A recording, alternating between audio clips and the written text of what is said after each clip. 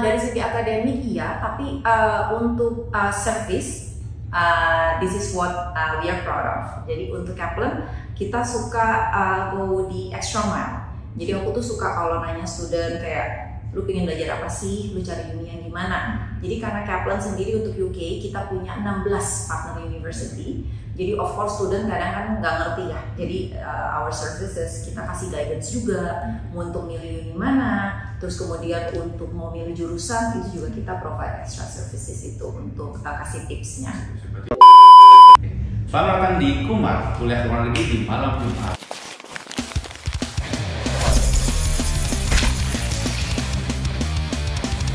Kumar, kuliah luar negeri di malam Jumat.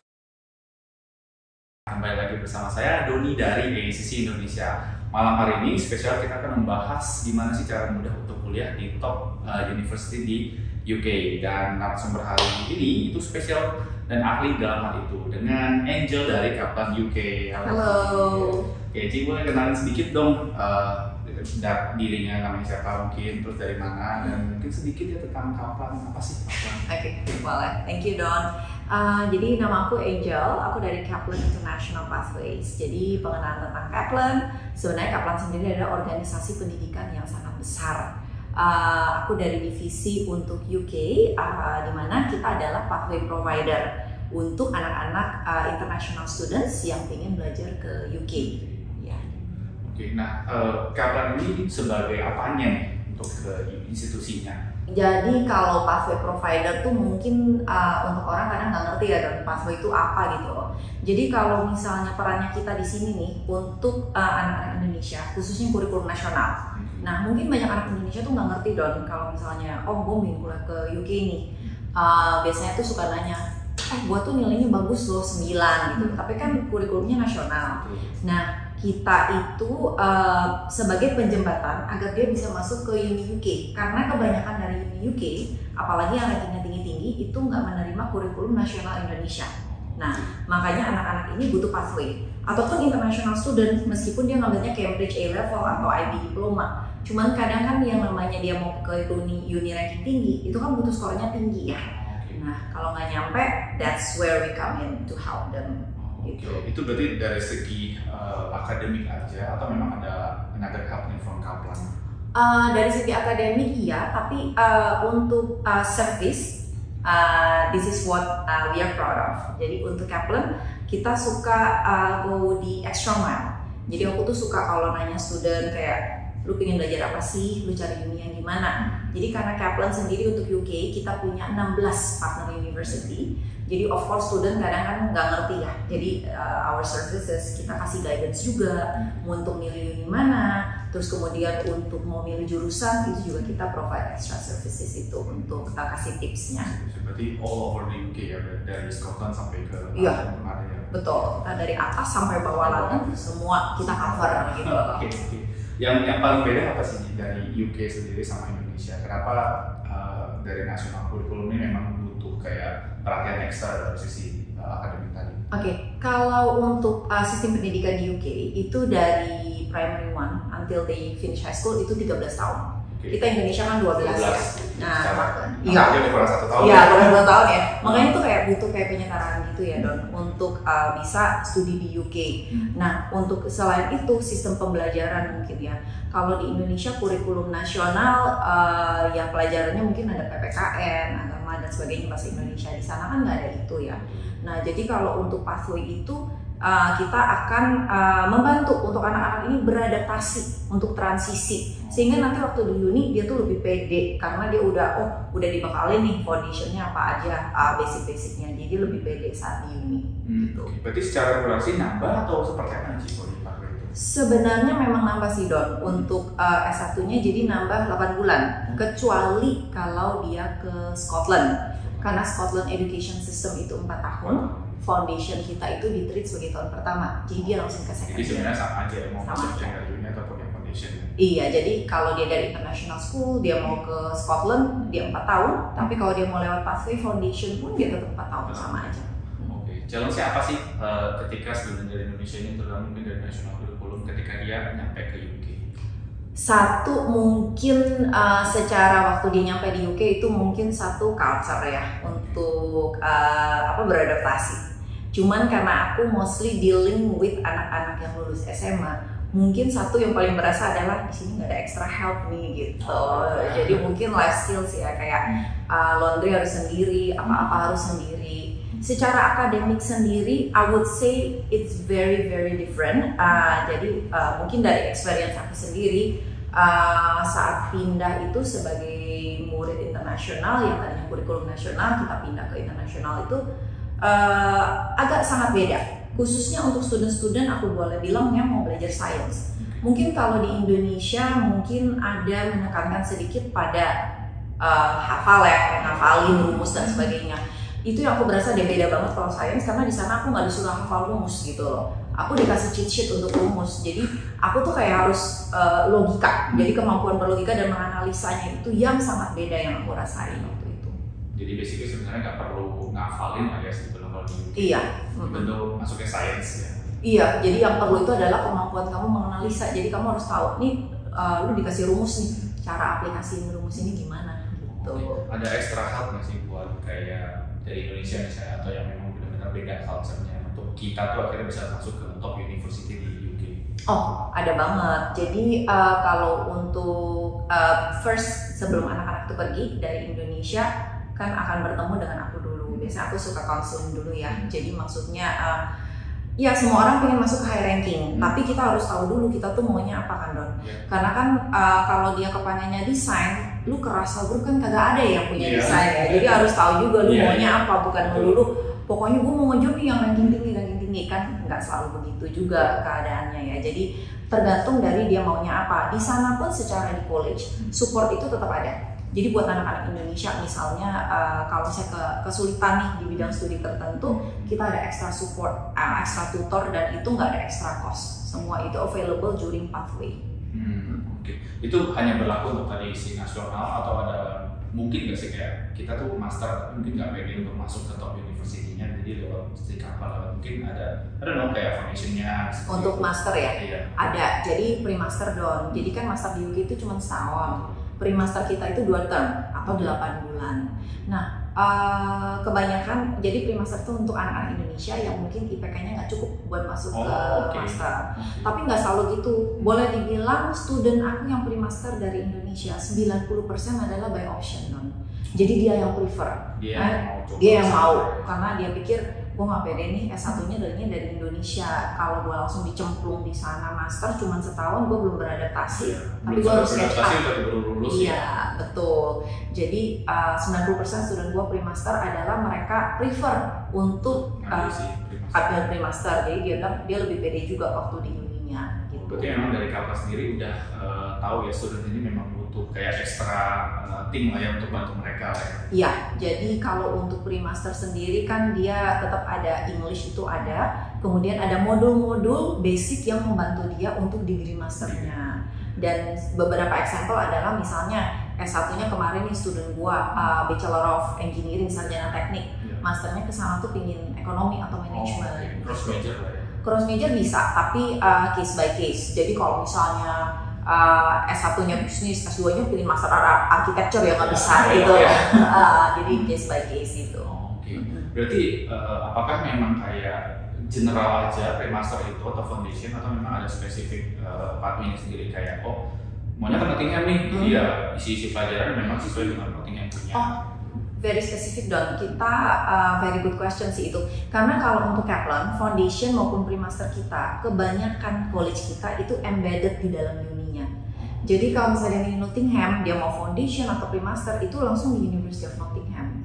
Kalau dia di beda kampus lagi gitu. Iya, enggak. Jadi kita memang membantu student untuk beradaptasi di daerah dan kota di mana dia akan tinggal untuk main degree-nya. Jadi memang akan mostly dia akan di university itu langsung. Jadi dari since day one meskipun dia ambil foundation atau pre-master dia juga di acknowledge sebagai university student gitu. Okay. Nah mungkin ada pertanyaan yang menarik nih dari beberapa students kita ya. Kan pasti kayak tadi mau masuk ke top university nilainya pasti udah harus bagus.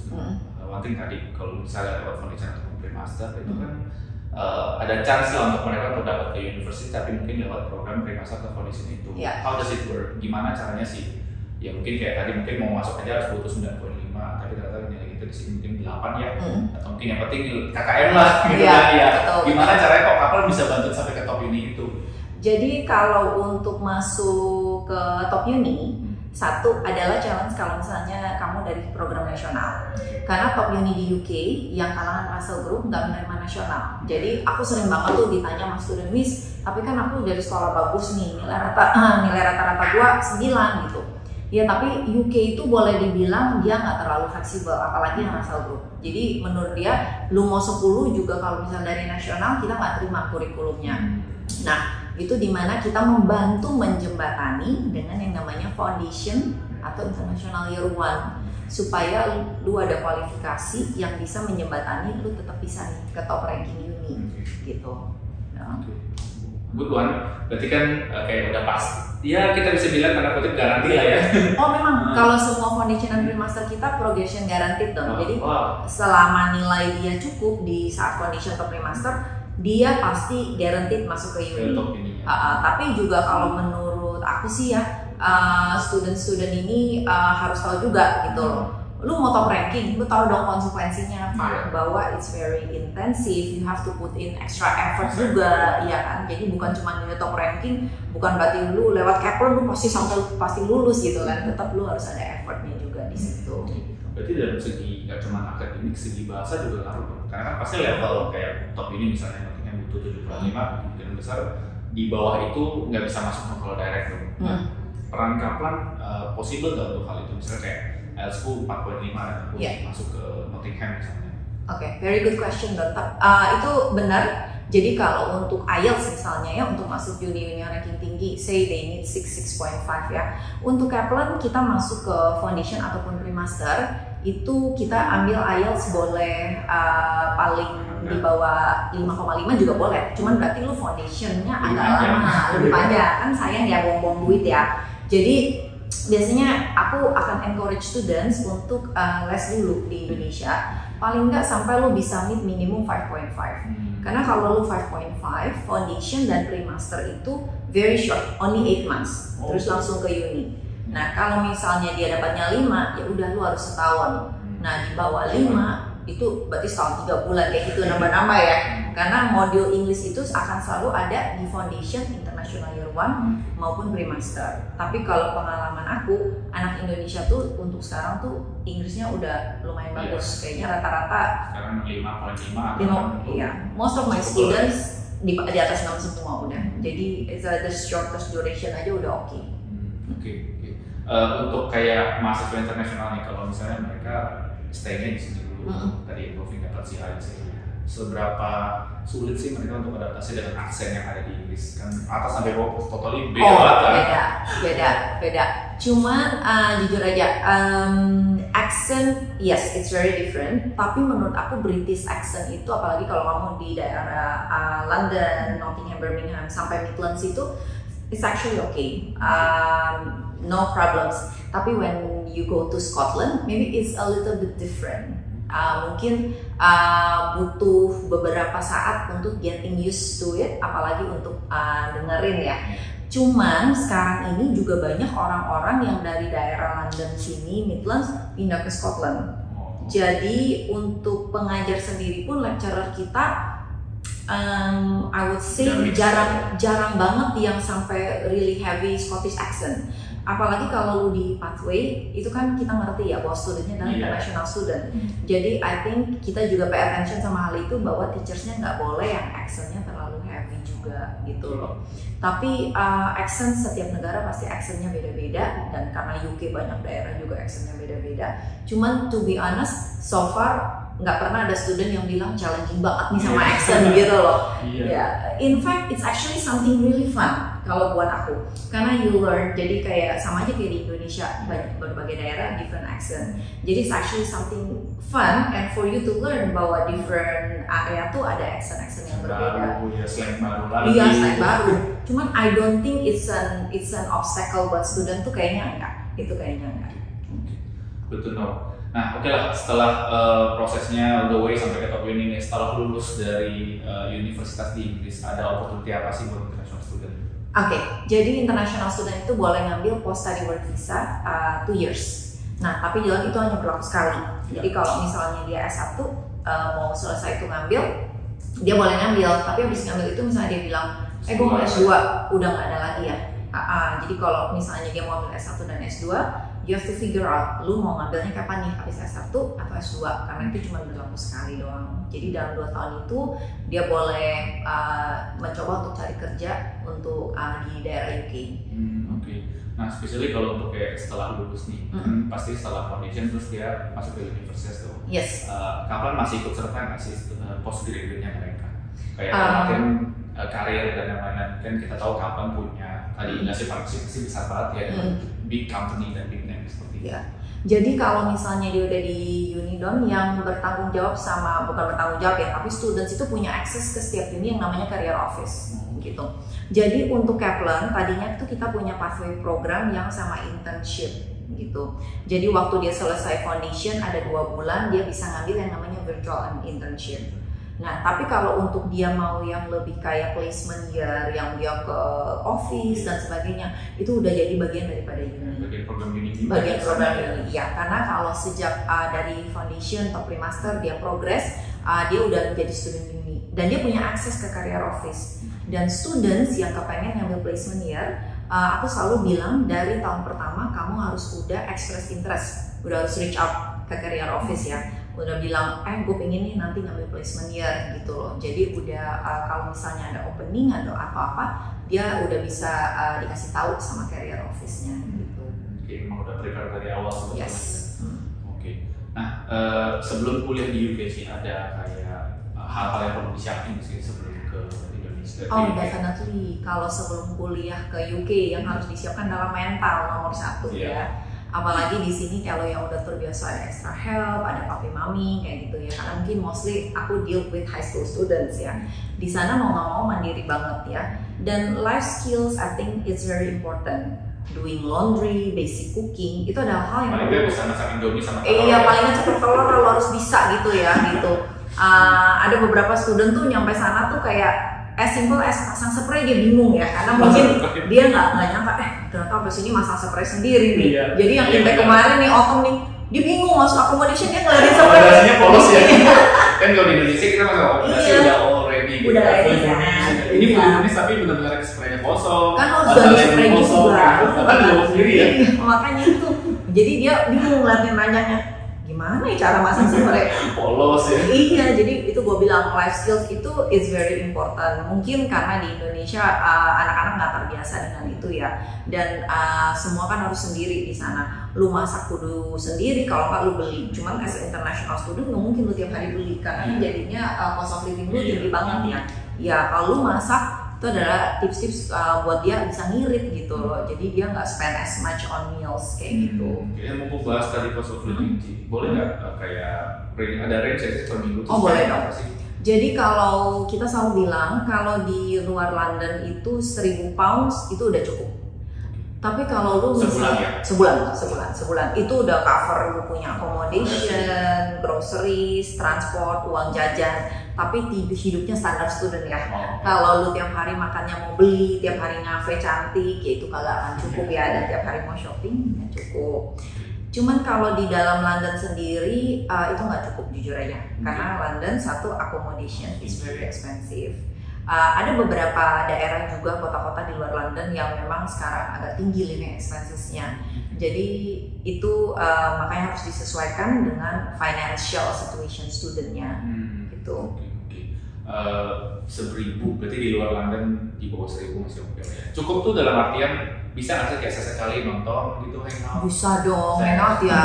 Lu seminggu sekali nonton juga masih oke. Masih oke ya, masih oke. Cuman maksudnya gue paling berat itu kalau suka ngafe, makan gitu ya. Kafe cantik sih yang berat ya. Iya, kafe cantik kan berat ya. Kan nggak mungkin ya gitu terus gitu. Sekali-sekali oke lah. Oke, tapi boleh nggak sih international student kerja di sana? Kerja di sana ya, buat nutupin kafe-kafe cantik tadi. Oh iya, benar juga ya. Boleh banget, tapi during foundation sama pre-master visanya itu nggak boleh kerja. Jadi nanti saat dia udah di uni, visanya itu boleh kerja 20 jam seminggu. Dan sebenarnya it's a good thing untuk international student untuk part time work. Karena ini experience yang beda. Ya. Karena di sini kan mungkin mereka di sini anak-anak jarang lah ya untuk bisa part time work. Dan kalau aku sih encourage anak-anak selama lu bisa bagi waktu antara belajar dan part time work, please by all means do part time work because itu namanya experience lu gitu loh. Cuman lu harus lihat dulu pelajaran lu gimana, lu kuat nggak nih juggle sama assignment sama project gitu. Seberapa padat sih kita bicara kayak mulai dari yang satu deh? Jadi kalau padat itu gini, pada umumnya di luar itu kita encourage tatap muka di sekolah adalah sekitar 16-20 jam per minggu. Nah itu kalau anak Indonesia lihat timetable dia tuh suka ngomong, oh ternyata nggak padat kok. Benar, tapi di luar itu banyak tugas. Self study-nya itu harus diperhatiin.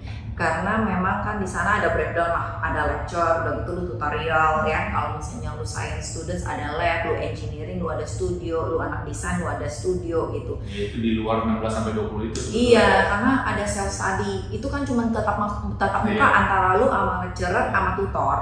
Tapi di luar daripada itu, kalau lu ada project, lu harus allocate time buat self study. Self study itu dimana lu ada exam harus belajar, ada assignment lu harus bikin kayak gitu. Jadi lumayan lah, cuman kalau part time work tuh masih possible, cuman diizinin 20 jam per minggu, ya jangan kerja 20 jam per minggu juga gitu loh.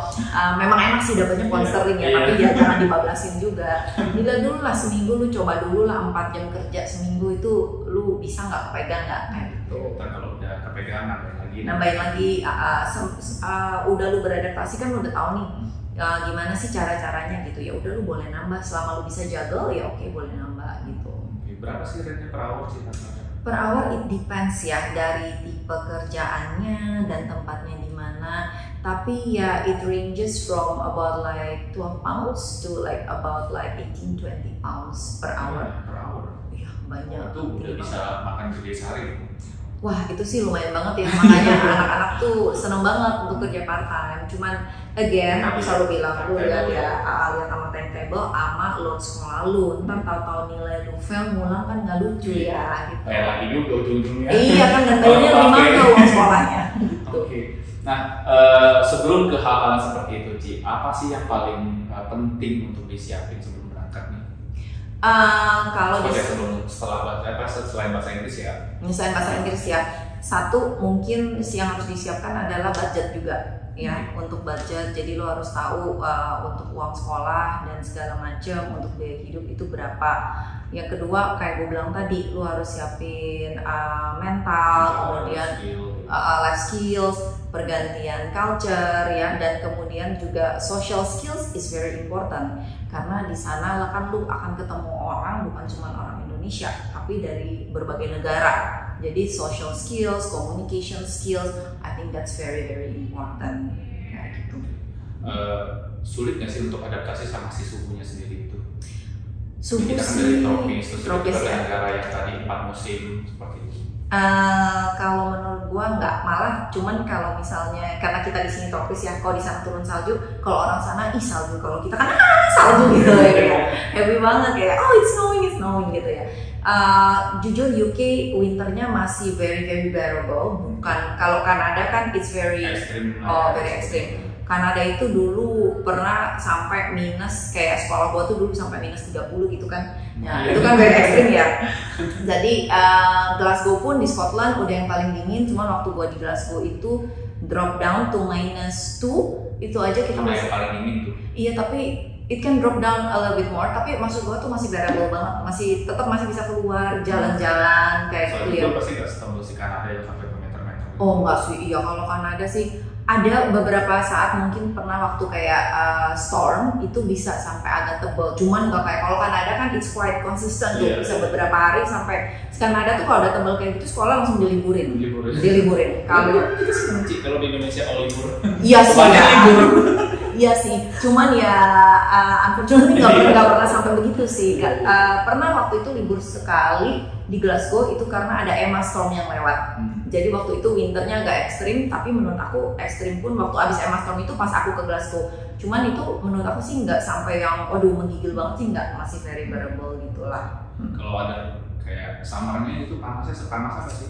Aduh, panasnya kalau di sini mungkin kalau Indonesia bilang kayak mungkin masih 20-an ya. Jadi itu masih kayak musim jadi kita. Iya. Jadi kayak kita tuh kayak gue masih pakai cardigan gitu di sana tuh, buat orang sana tuh sama gitu loh. Bukan apa-apa lah kita. Jadi buat kita tuh kayak masih adem-adem gitu loh. Jadi ya summernya it's very very lovely gitu loh. Oke, kita bisa bilang the whole year sebenarnya adem lah buat kita ya. Iya, betul. Jadi justru kalau gue rasa student-student gue yang di Indonesia, dari Indonesia ke sana tuh rata-rata happy, apalagi dengan cuacanya. Karena kan saat di kalau saat di sini kan panas atau panas sekali ya. Di sana kan enak gitu ya, cool. Terus winternya it's very cold. Tapi kalau dilihat dari student-student cewek, mereka suka winter sih karena fashionnya keren-keren. Oh iya. Oke. Mungkin last question sih. Ada nggak tips and trik khusus untuk yang buat dibagi nih buat mereka yang ingin kuliah di UK? Oh iya, ada dong. Jadi satu, gue selalu bilang student harus tahu what you're looking for ya. Kayak gue bilang nanya ranking, lo harus tahu dulu ini mau jurusan apa. Terus lu ini fokusnya kemana. Jadi kayak gue bilang kalau lu nyarinya kayak misalnya animasi lah, gaming lah, desain, terus lu bilangnya gue tapi mau rasa grup, kagak ada rasa grup yang punya itu. Jadi saat itu lu harus tahu apa yang lu mau dan dari mana. Yang kedua, financial itu harus tahu budget gue nih cukupnya buat seberapa. Jangan sampai ada yang bilang sama gue tuh kayak pengen banget gue maunya London doang nih, kota gede. Saat ditanya budgetnya segini-segini, dia bilang tapi mahal banget ya. Kalau lu mau London, it's very expensive. Lu harus tahu itu. Yang ketiga adalah yang paling penting menurut gua adalah saat lu belajar di sana, make the most of your time.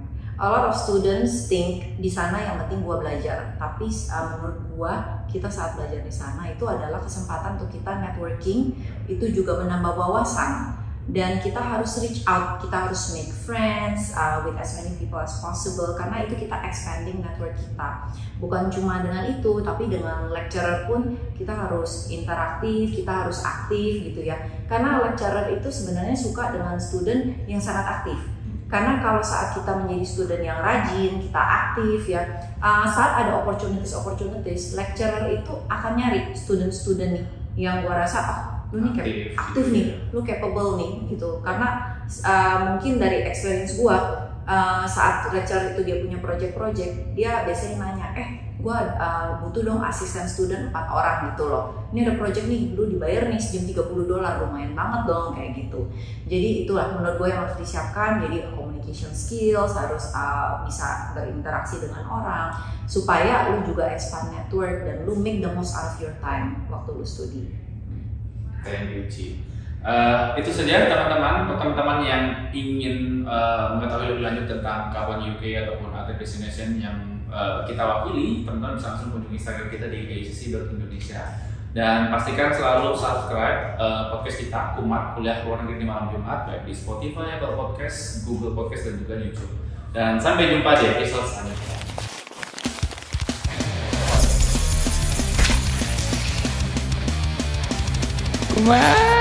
Kuliah Luar Negeri di Malam Jumat.